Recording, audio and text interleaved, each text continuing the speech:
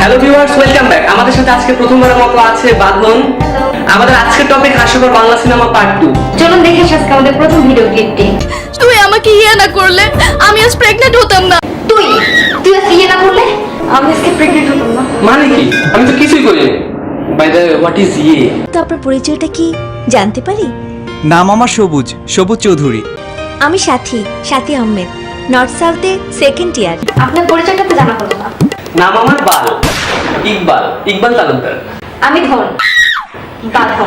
বাঁধন Majumdar, east West ইউনিভার্সিটিতে 5th ইয়ারে পড়ছি।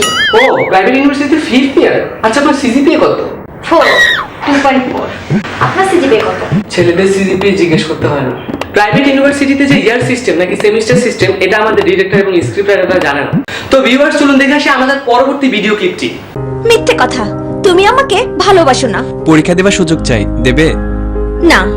না দিলে না দাও, পরীক্ষা আমি জোর করেই দেব। এরকম পরীক্ষা আমি বারে দিতে চাই। তুমি ওকে একদম আগের মতো ভালোবাসো না। পরীক্ষা দেওয়ার সুযোগ চাই, দেবে?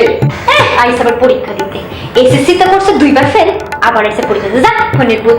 ভিউয়ার্স, চলুন দেখে আসি এবার একটি দান সৎকার ভিডিও ক্লিপ। আমাকে এত ভালোবাসার প্রতিদানে আমি তোমাকে আমার দেহ দান করব, কিন্তু মন নয়। এই শুন, একজনকে ভালোবেসে আরেকজনকে দেহ দান করে, এটা কোন কারকে কোন বিভক্তি? এটা পরকীয়া কারকে লুচ্চা বিভক্তি। কি চাও? মিল্ক আমার কাছে নেই তো।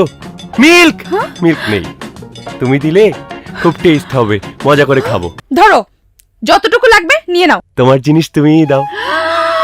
মিল্ক তোমার মিল্ক তুমিই দাও। হ্যাঁ।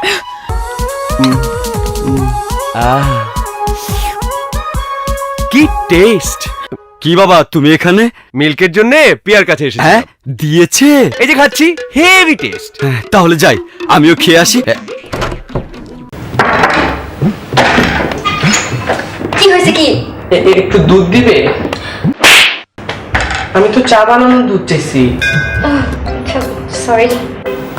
এরকম অদ্ভুত অভিনয় আমি জীবনেও দেখিনি।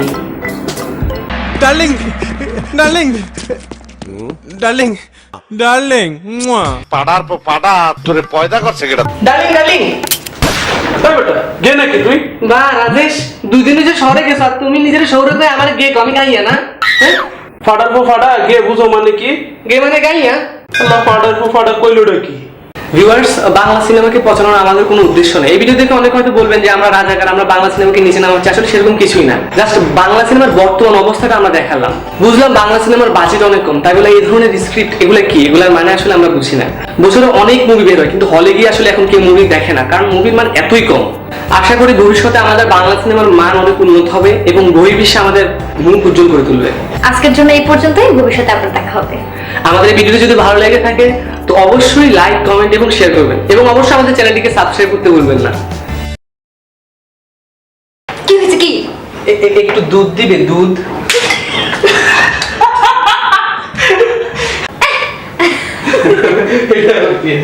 জোরে লাভ দিবে? লাফায় উঠে একবারে না, আমি লাভ দিবি।